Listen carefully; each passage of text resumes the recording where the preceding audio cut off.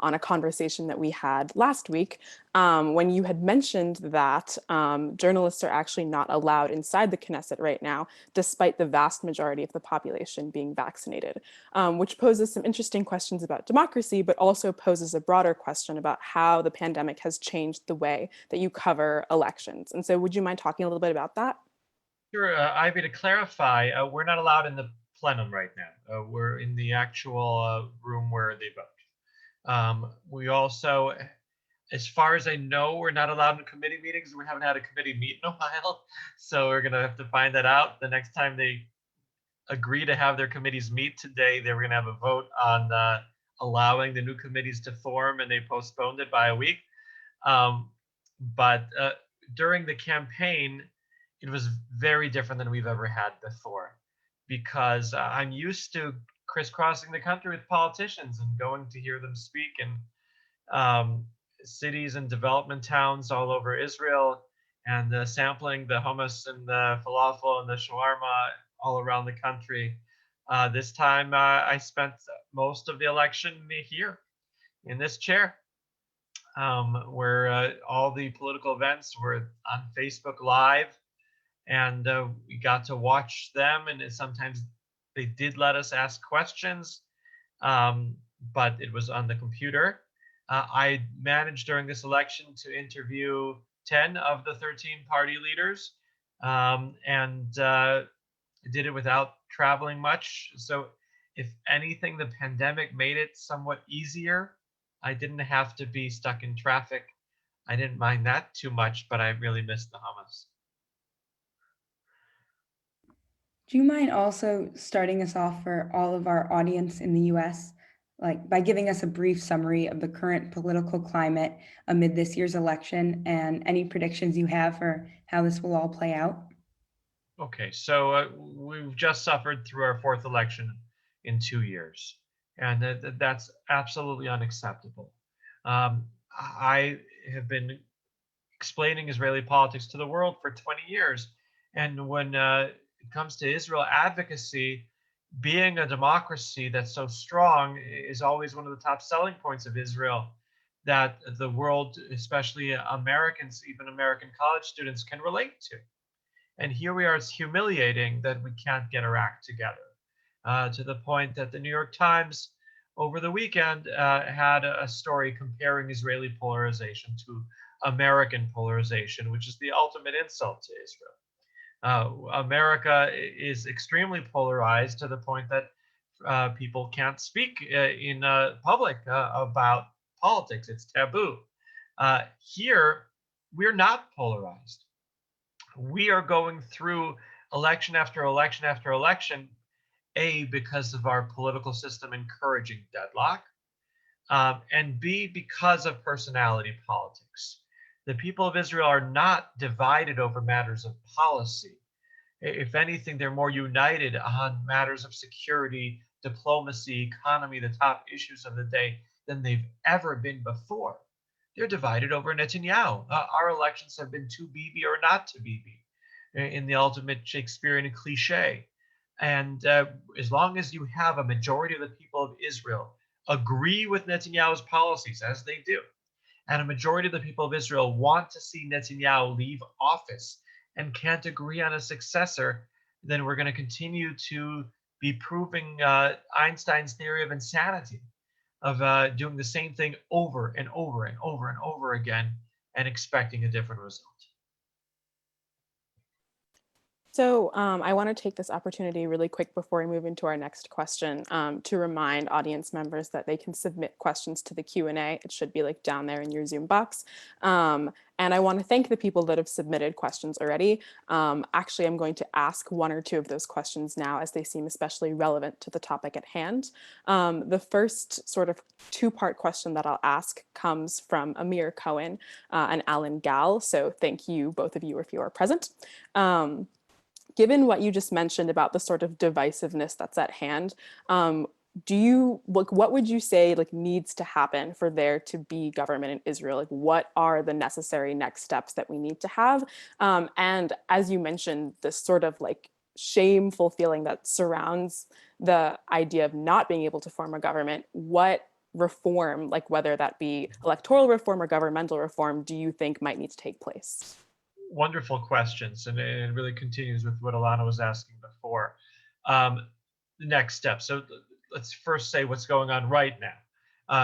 Netanyahu last Tuesday was given a 4-week mandate by the president of Israel, Reuven Rivlin, to form a government, knowing full well that he did not have a majority to be able to form that government, knowing full well that it's almost impossible for him to be able to do it. He's got 3 weeks left now. And no one has budged. He's not closer to that 61 majority out of the 120 that he needs. He, in order to form that government, would need to have the extreme right and an Arab party cooperate together. And the extreme right is saying no way to that. And anti-Netanyahu parties that ran under that banner in the election don't appear to be compromising either. So it looks like in another 3 weeks, the president will then have to give the anti-Netanyahu bloc the chance to form a government, and they're willing to cooperate with Arab members of parliament, and by doing that, they will be able to form a government. Now, once that happens, there's 2 bills that will be passed immediately. One is term limits for the prime minister.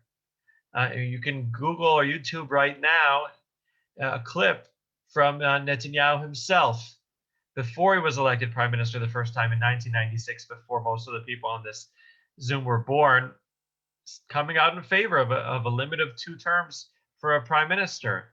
Well, he served 5 terms, and depending on how you count it,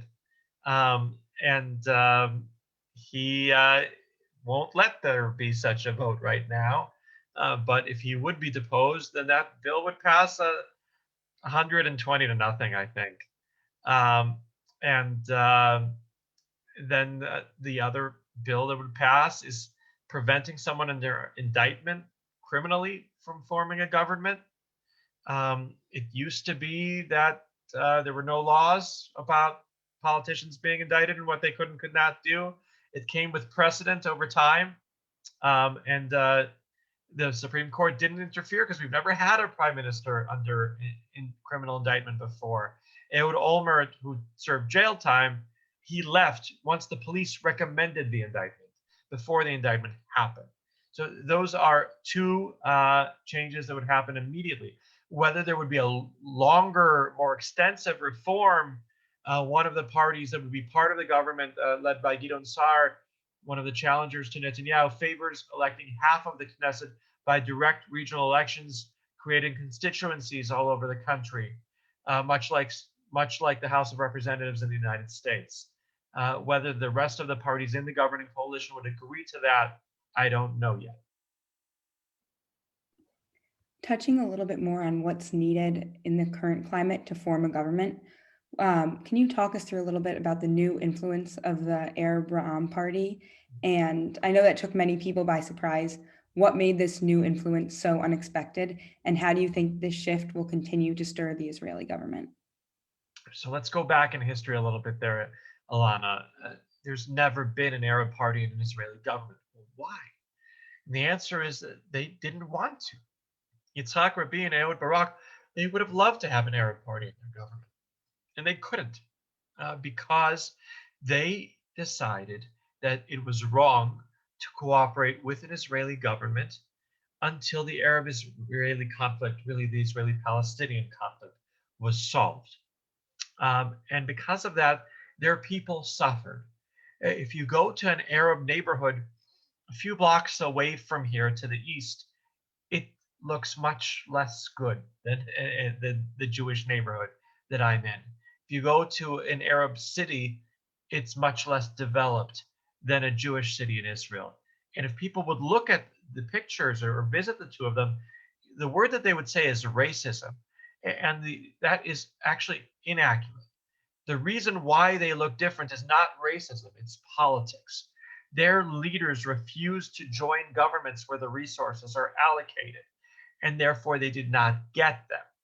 And so what changed this decision that's gone on for 72 years, Ilana? The answer is the Abraham Accords. Once the United Arab Emirates and Bahrain and Morocco made peace with Israel, then the Israeli Arab citizens said, like other Israelis would, well, we don't want to be, the Hebrew word is frayerim, suckers. If they can do it, we can do it. Why are we waiting for the Israeli-Palestinian conflict to be solved? They're not waiting for the Israeli-Palestinian conflict to be solved. And it became kosher in the eyes of Israeli Arab citizens to cooperate with Israeli governments. And Mansour Abbas was a fascinating person who I interviewed not too long ago, decided to galvanize that support. And when he tried to change the Joint Arab List from within, and when that didn't work, he went out on his own and got 4 seats that make him a potential political kingmaker. So it's interesting. You mentioned the sort of role that the Israel-Palestine conflict plays in all of this, and that obviously on its own is a whole subject of discussion. But before we move into that, something that I was curious about, actually, I laughed when I read it. I think it was Israel Television that called you the most optimistic man in Israel, which I thought was a very charming moniker. But it made me wonder what keeps you writing like positive? What keeps you writing about the bright side, firstly, in an industry where trauma sells all the time? And secondly, when you're constantly covering topics like the Israel-Palestine conflict that are heavy and very, very complicated? Wow. It is indeed intense here. Um, and I can understand why dealing with politics day in and day out for more than 20 years, like I have, would bring people down, especially the last 2 years where I've been working nonstop. Um, I, it happened in the past when there were elections that immediately when the election began, I would visit my gym in the Knesset and tell the guy who runs the gym, okay, I'll be back in 4 months. I don't have time. I'm going to be working too intensely. I did that on December 24th, 2018. It's been 2.5 years and I look terrible. I visited the gym today, which is still closed due to the pandemic. Gyms all over the country are open. The gym in the Knesset is still closed. Um, I said, I'm going to help you open again because I got to get back into it. So I understand why it would bring people down. Um, but knowing the politicians, knowing these 120 people quite well, going way back from before they entered politics, gives me hope that they mean well, no matter where they are on the Israeli political map. The two people could end up forming a government together next month, Yair Lapid and Naftali Bennett. I've known both of them since long before they became politicians. One cool Jerusalem evening, Naftali Bennett asked me for Yair Lapid's phone number, and I gave it to him. I'm the one who gave him the phone number. They, like they say that if you love meat, never go to a hot dog factory. You don't want to see what's going on inside. I believe that as an insider, it made me actually understand it better and become less grossed out. But what really makes me the most optimistic man in Israel is number one, seeing Israel through the eyes of my children, who we just had the Holocaust Remembrance Day. My grandparents survived the Holocaust, and that's why I'm here today and got to hear some of their stories this week about how my grandmother's sister survived Bergen-Belsen with her in the same place where Anne Frank was, and the sister took the meat that they gave out afterward and died from typhus. And my grandmother was asked, why did you not take the meat? And she said, well, they just gave us chocolate. So I'm alive today because of chocolate. So my children being raised here in a Jewish state, it's so wonderful to see Israel through them, living the life that my grandparents that had to go through the Holocaust when they were children wish they could have lived. And the other reason is seeing Israel through the fresh eyes of the college students that I get to speak to when they come here, who I miss so much, on programs like Birthright, that I'm a very proud geopolitical speaker for Birthright Israel, and go my Birthright insignia bag here, and Hasbara fellowships for those who've already been on Birthright, to train the top Israel advocates for college campuses. Seeing Israel through their eyes also gives me hope for the future. I want to touch a little bit further about talking about how you're more optimistic seeing it on the inside. And I'm wondering, how have your feelings about the Israel-Palestine conflict evolved or become more or less nuanced as a result of following it professionally for so many years? Wow. Look, as a journalist, I'm not supposed to give opinions about that. And I still believe in objectivity that we learned at the Medill School of Journalism, that it still does exist. And so I look at myself as an observer of the Israeli-Palestinian conflict rather than an opinionated person about that. And so I think I'm going to then have to shift your question a little bit there, Ilana, and talk about the people of Israel in general rather than myself, and tell you that the Israelis have become more skeptical of there being a solution.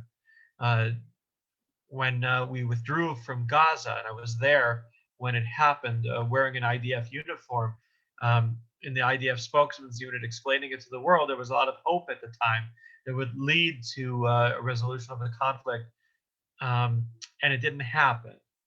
Instead of getting white doves flying over Gaza to Israel, since then we've had rockets and mortars over the ground, and terror tunnels underground. And that's the kind of thing that can make Israelis less hopeful that those doves are what's going to come over next. And so they became more skeptical, but a majority of the people of Israel have remained in favor of two states for two peoples, according to the polls, and will work together with any American administration, Democrat, Republican, in bringing in their efforts to bring about a resolution to the conflict. So we will not coerce you on a live Zoom call into telling us your feelings about the conflict. However, something that I was quite curious about is, as an Israeli American yourself, obviously the situation and the question is tenuous both in the US and in Israel. Have you ever felt like conflicted in your own writing about the conflict? And I think especially as a political journalist, because obviously you aim to be objective, but there are just some ways that your own stance like does creep in. Where do you draw the line in terms of setting your personal feelings aside, and when do those feelings and opinions and the knowledge that you have need to be an inextricable part of your analysis? Wow. I draw the line on one side of the Atlantic. I'm a very proud Israeli patriot, and I defend Israel on TV, on Al Jazeera and BBC and CNN regularly. And that involves explaining the positions of the Israeli government, no matter who is in power here.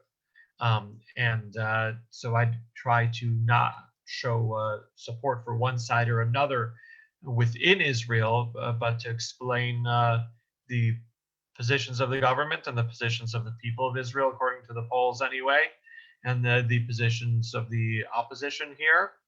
That's what I do. And I'm also a very proud American, and I root for the Chicago Cubs to this day, and as terrible as they've been so far this season. And I root for America against the rest of the world, but I've never had a conflict of Israel versus America. I think that supporting America and supporting Israel go hand in hand. Does it give me being American, does it make me look at the Israeli-Palestinian conflict any different? No, I don't think it does. I mean, we all We don't give up hope here that there'll be a solution. We are the people of hope. Hope is our national anthem. And I think that I look at it as an American and as an Israeli the same way. Thank you so much. I wanted to ask, like you said, you're a lot of times a spokesperson for Israel in the United States. I'm going to ask Randall Evers' question. He wants to know, what do you think the American media and/or other countries get wrong in covering Israel? And for the audience, just a reminder to keep submitting questions. They're all great so far. What they get wrong constantly is that Israelis are obsessed with where their final border is going to be. As if the pre-67 border is this holy line that can't be violated, when it was an armistice line drawn rather arbitrarily during what they thought was a lull in fighting during the War of Israeli Independence.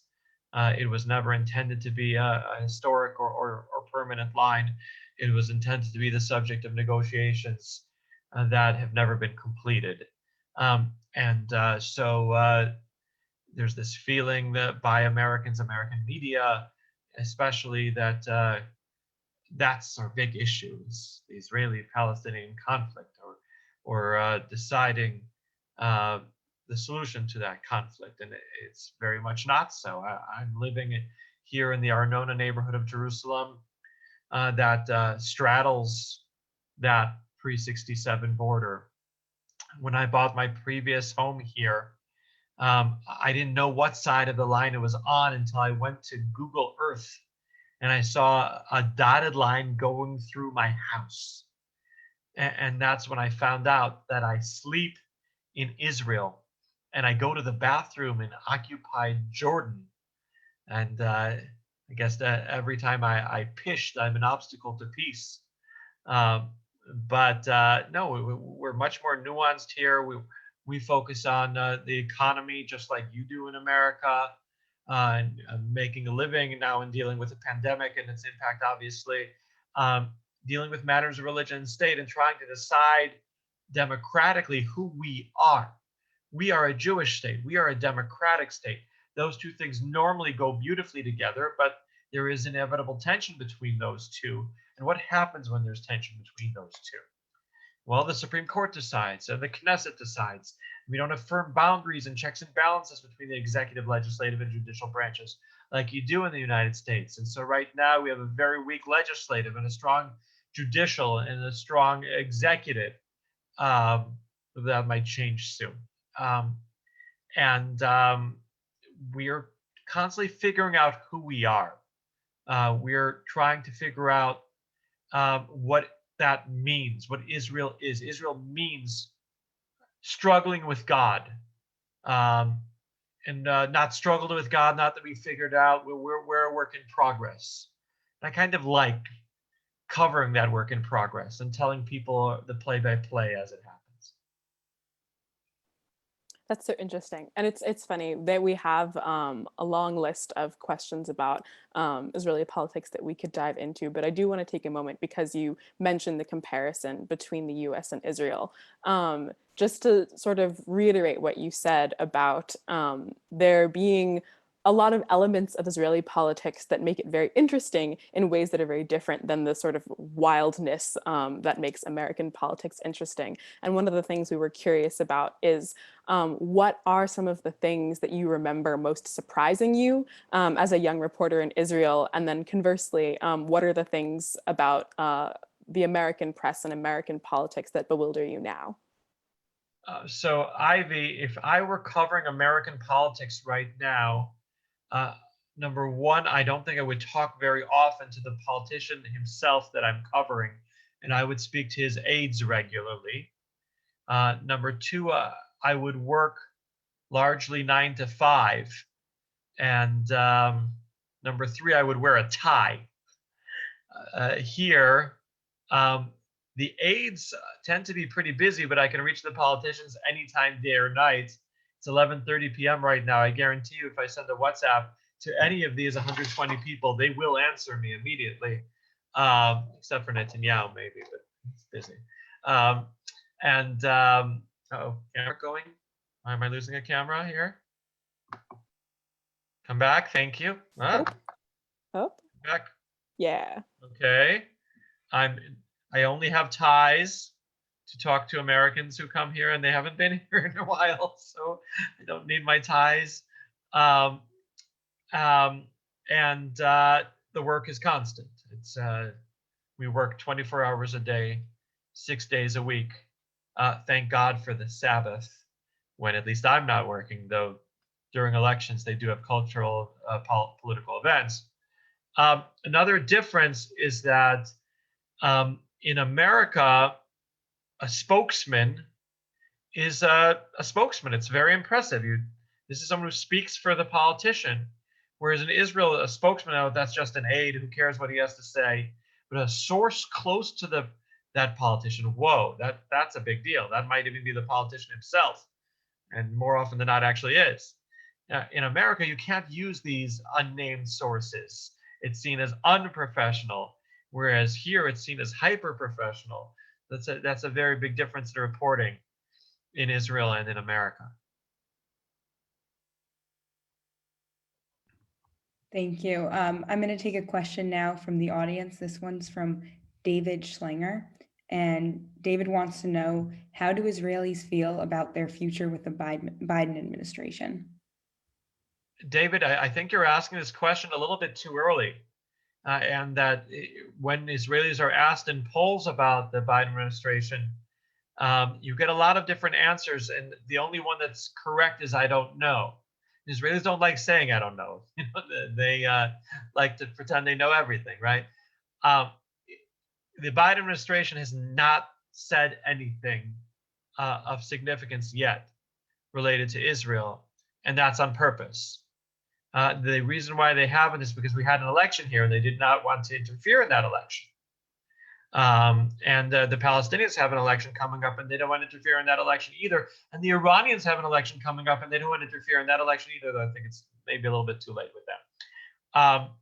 And kind of a lost cause. But until we have an Israeli government, they're not going to talk. They don't want to interfere with the formation of the Israeli government either. The moment we have one, then maybe they will. There's also no ambassador to Israel from the United States yet to speak. And they haven't appointed ambassadors anywhere, in part because they're so focused on domestic issues and fighting the pandemic, and that's the right thing to do, obviously. So it is too early to say. And because of that, because they're not saying anything, they're actually having an impact on Israeli politics. I don't know if it's inadvertently or purposely, because if the Biden administration revealed more of what they intend to do, then maybe that would have strengthened Netanyahu politically. Then maybe the Israelis would get worried. Well, is he going to be like Clinton of trying to be even-handed? Is he going to be like Barack Obama was perceived as, dealing a heavy hand to Israel rightly or wrongly? Or that might have been something that would make Israelis say, well, maybe we need Netanyahu. Maybe we can't replace him. Maybe we need to be more careful. And that would have affected the Israeli election, could have also affected the chances of a government in Israel being formed. Thank you again. We are going to ask one more of our questions before we turn it over to our lovely audience who has been submitting. Got like a long list of great questions here, so we're excited to open it up to that. But before we close, the one last thing that we wanted to touch on is to sort of capitalize on the fact that you are one of the few in the sort of rare position to be able to zoom out and give all of us here a very macro look on the political reporting landscape in Israel. And so something we were very curious about is if you could just talk in pretty broad strokes about how it's evolved over the past 2 decades. And I know that it could be, you know, the subject of like a 50-page paper, 100-page paper, a whole book, but whatever you would note as the most like shocking or surprising or formative evolutions, we would love to hear about that. Sure. I came here on a gap year program between high school and college from 1995 to 1996. And that was a very, very intense year to be here. We had a prime minister assassinated. during a time of political turmoil over the Israeli-Palestinian conflict and the Oslo diplomatic process that he was leading. Ahead of that assassination, there were political demonstrations that the demonstrators saw as representing 50% of the Israeli public, and the other half of the population saw as incitement, that led to the murder of a prime minister. And then we had the most divisive election in Israel's history in May of 1996 between Netanyahu and Shimon Peres. Everybody had a bumper sticker on their car telling people who they were voting for. Everyone thought if the other guy wins, we're all going to die. It was very, very intense.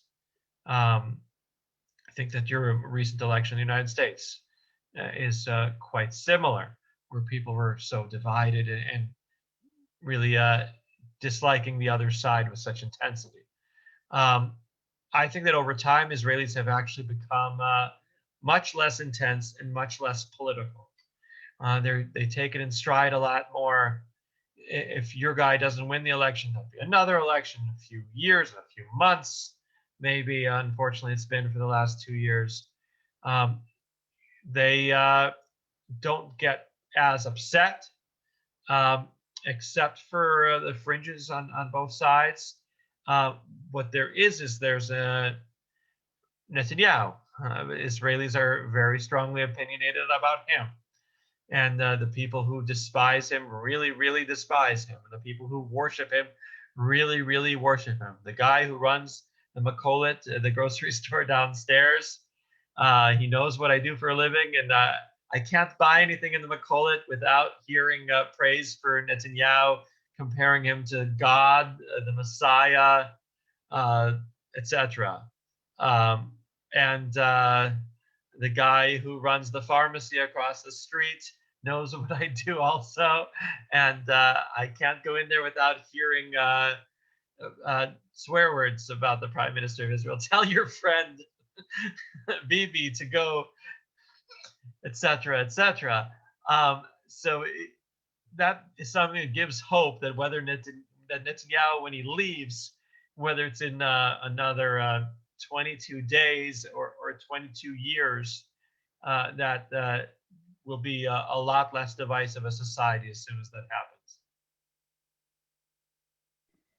Looking forward into those next 20 years, Shirley Holbrook wants to know about the changing role of religion in Israel. If you could touch on that for a little bit. Surely I'd be happy to.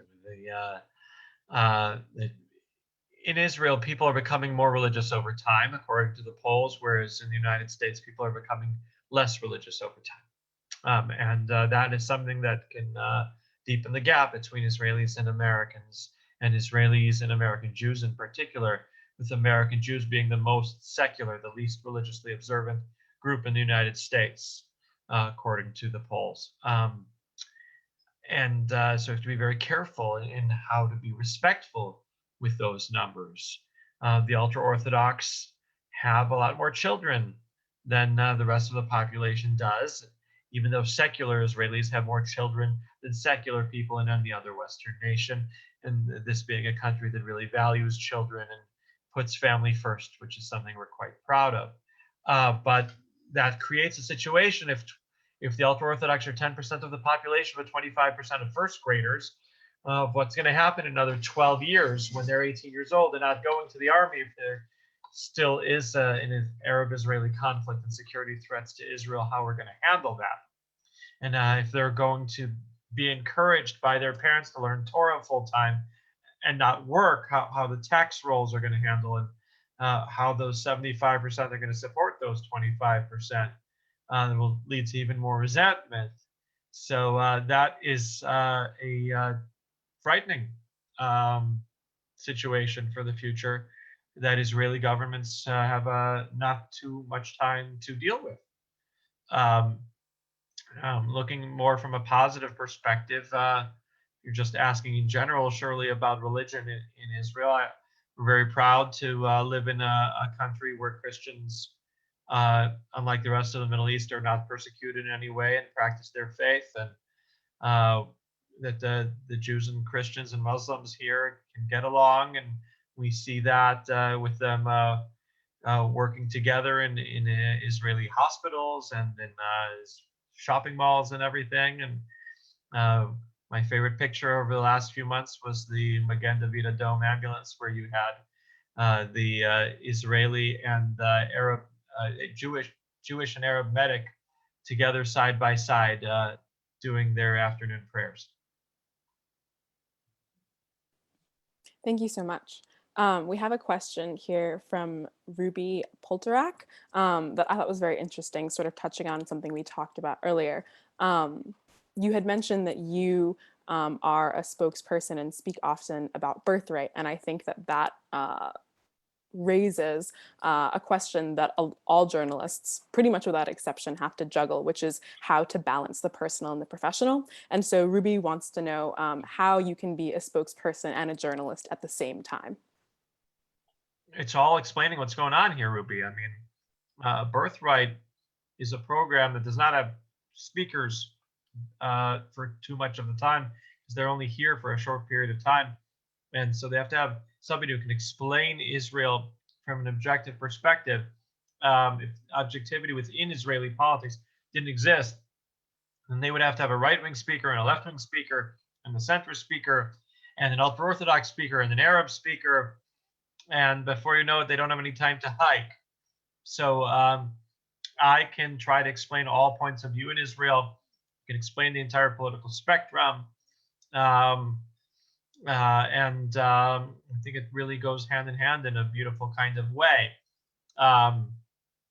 Because I don't think about what my view would be on the Israeli-Palestinian conflict and other conflicts personally, it allows me to be able to do that.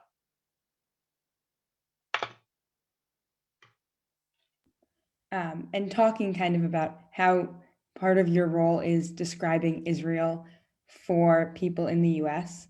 Deb Schubach wants to know, seeing as Israelis vote for political parties and not politicians, why is there all this talk of specific politicians? Is it because you are speaking to America? No, Israelis have become infected by American personality politics without taking the good part of American politics. Americans have debates where they talk in depth about policy, where the politicians have to come ready to explain in great depth their plans and platforms for things.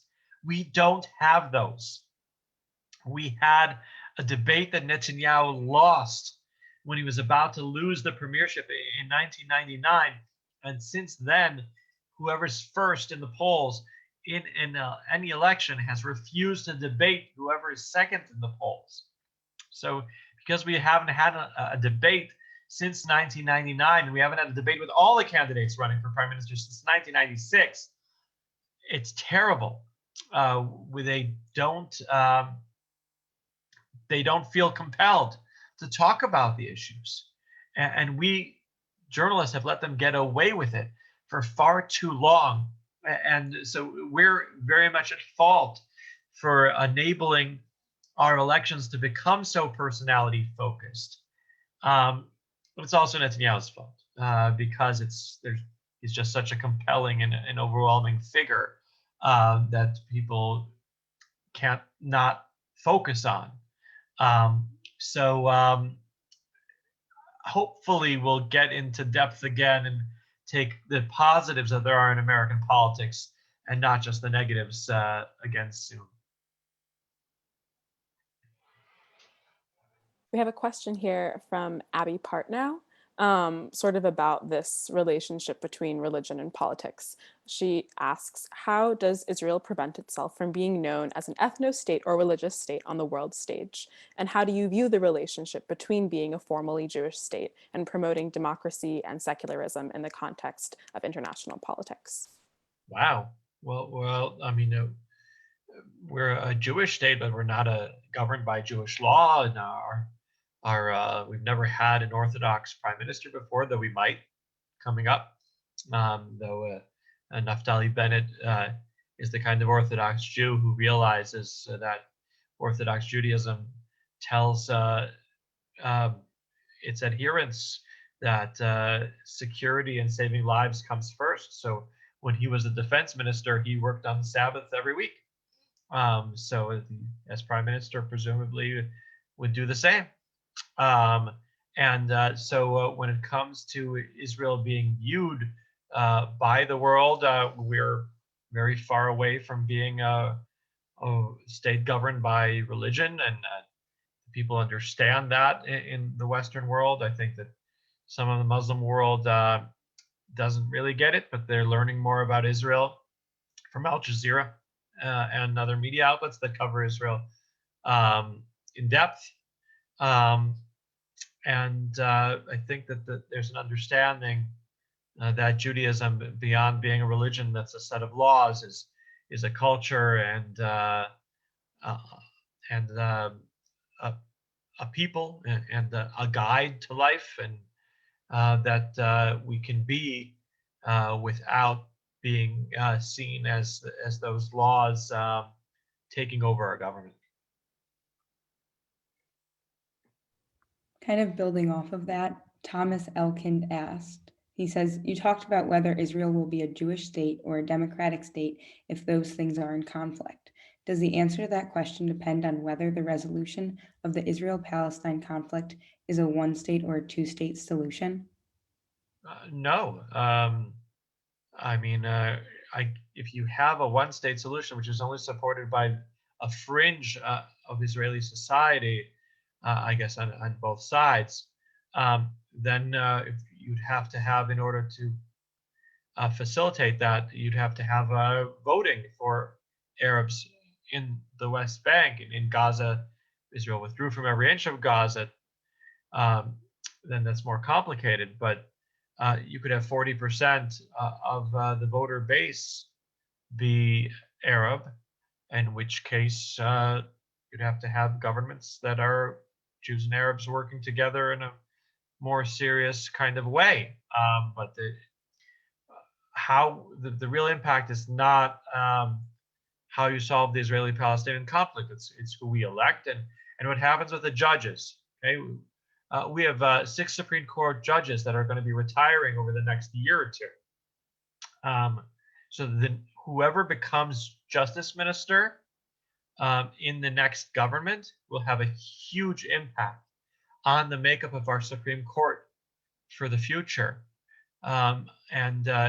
It's looking like, if I'm going to put my money, Gideon Sa'ar will be that justice minister. And he has a lot of ideas for reforms in the legal establishment. We had talked a bit earlier about the possibility of electoral and governmental reform that you sort of just returned to. And Ruth Kaplan asks, related to that, if you think that there should be a higher threshold for parties to get into the Knesset, and whether or not that would help with deadlock. Okay. So if we did have a higher threshold, then what would happen is what happened when we raised it the last time, which is that parties would run together in these technical blocks to be able to cross that hurdle.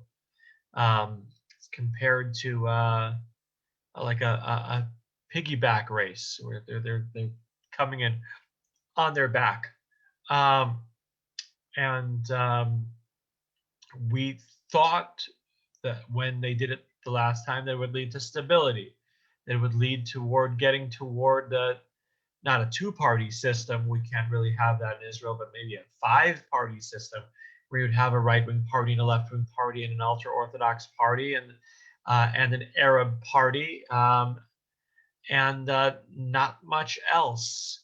It hasn't happened that way. The previous Knesset had 8 parties, which was a record low. Well, now we're back up to 13. So that doesn't seem to be the solution for bringing about stability or ending polarization. Maybe they're going to have to try something else.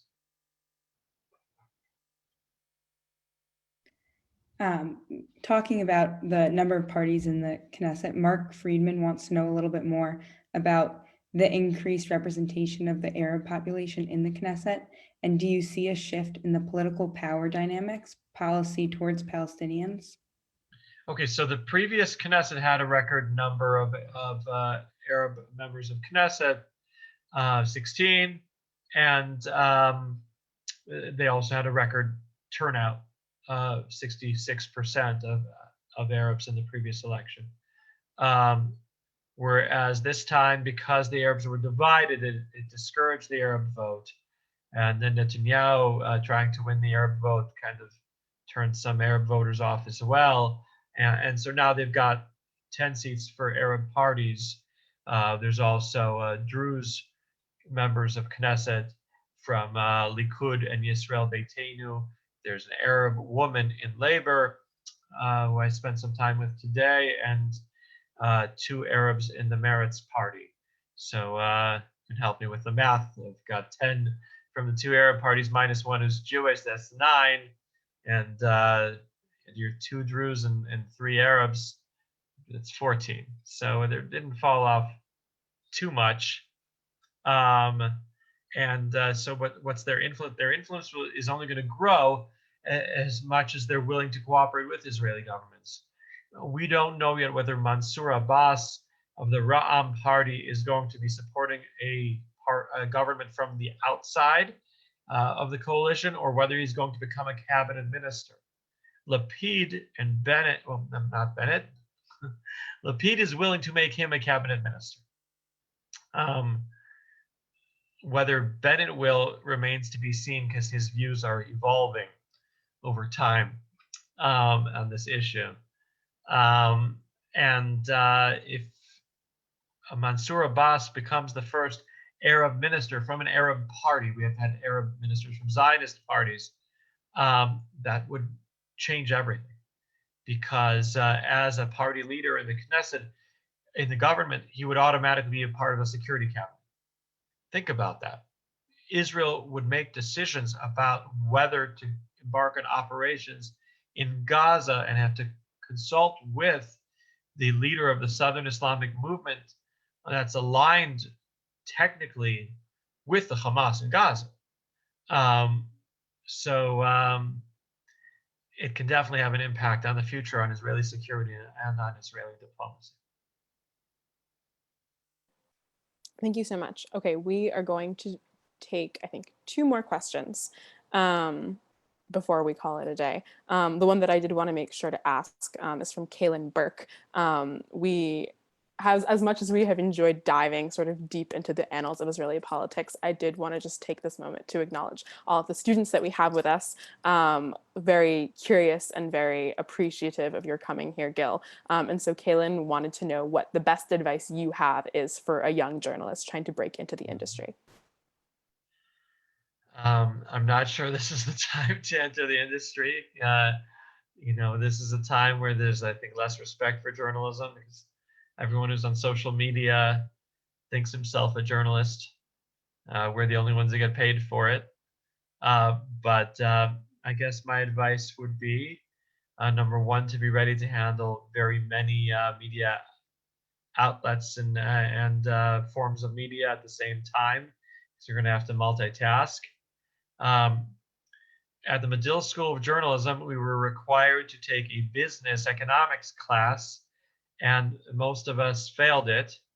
I was very proud to get my C minus.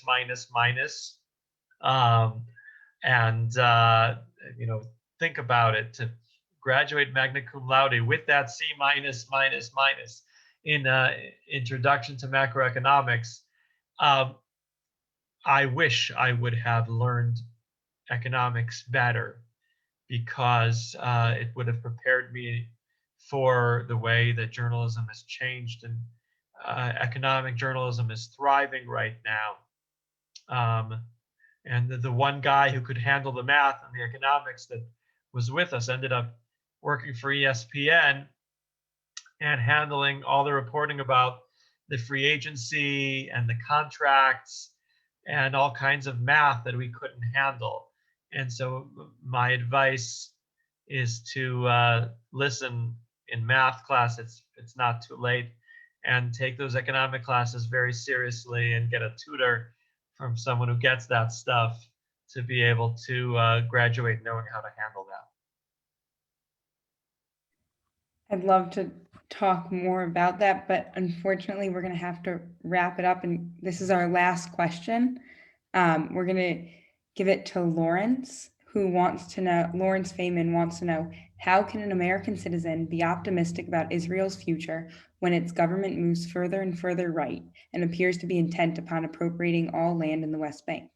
Can there ever be peace under those circumstances? Wow. Look, if anything, Lawrence, if you're coming from the point of view of someone who doesn't want Israel to appropriate, use that word, land in the West Bank, I think you should be ecstatic, because you had an Israeli government that had carte blanche from the Trump administration to annex land, and it didn't. And if they're not going to do that, if they didn't do that with the Trump administration, it's not going to happen with the Biden administration or any Democratic administration for that matter. So you can feel free to breathe that sigh of relief that it's not happening. What you're going to see apparently in another 22 days is an Israeli government that is not on the right, that has in it right, left, and center together. Two right-wing parties, or three right-wing parties, two left-wing Zionist parties, two centrist parties in Yesh Atid and Blue and White, relying on an Israeli Arab party together, all that diversity working together. That kind of government will not be able to reach a consensus about the fate of the West Bank. So it can last for 4 years. So you can relax for a little bit, I think, and after maybe having to be stressed for a few years during the Trump-Netanyahu alliance. If you don't mind, Ivy and Ilana, because that was the last question, I'd like to make my parting remarks,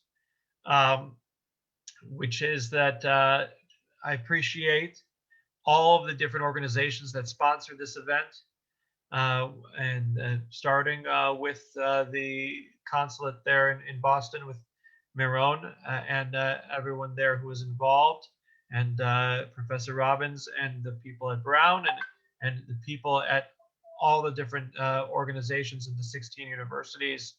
The fact that you brought these all together is amazing and gives me a lot of hope for the future. And tell you that those of you who want to help Israel's future, there's many ways of doing it. I say that it's easy, EASY, which stands for education, advocacy, solidarity, and your prayers. Learn as much as you can about Israel's future. Read the Jerusalem Post day in and day out, www.jpost.com, and Gil_Hoffman on Twitter. A is for advocacy. Be involved in the pro-Israel movements on the college campuses. I've seen the amazing work that they've done. I've spoken, all over America for all these different organizations of all the funny names. I've Dogs for Israel and Hogs for Israel and Slugs for Israel and Dragons for Israel. And I'm very thankful for all that they do as an Israeli. S is for solidarity, which you showed by giving up your time here and being a part of it. And if you ever need a speaker in your college campuses, once we get this pandemic out of the way, I do normally come to American college campuses 2-3 times a year. My email address is gil@jpost.com, gil@jpost.com, and I'd be happy to help you out in the future. And so the why, I hope and pray for a better day ahead for the people of Israel across the political spectrum, and also our neighbors in the countries around us, and also a better day for America. Thank you very much. Thank you again so much, Gil. I just really want to take this opportunity before we close, or as we close rather, to highlight all of the universities that have partnered with us to make this possible. So starting, of course, with Tufts University and their Tisch College of Civic Life. Thank you very much. Also want to thank Dartmouth, Harvard, Northeastern, Smith College, Norwich University, Brandeis University, the University of Connecticut, the University of Rhode Island, Providence College, the University of Southern Maine, the University of Vermont, and Ilana and I's homeschool here at Brown University. Also feeling very compelled to echo the praise and the thank you from Marone, Consul General Rubin. Jess, thank you so much. Asia McDouglas Stanley, I think, is here with us, and of course Jeff Robbins. Thank you all very much, and of course a huge thank you once again to Gil for joining us this afternoon and this night for you. So with that being said, thank you all very much for coming, for bearing with us through Zoom technicalities large and small, and of course for your questions, which were just absolutely incredible and a delight to read and share.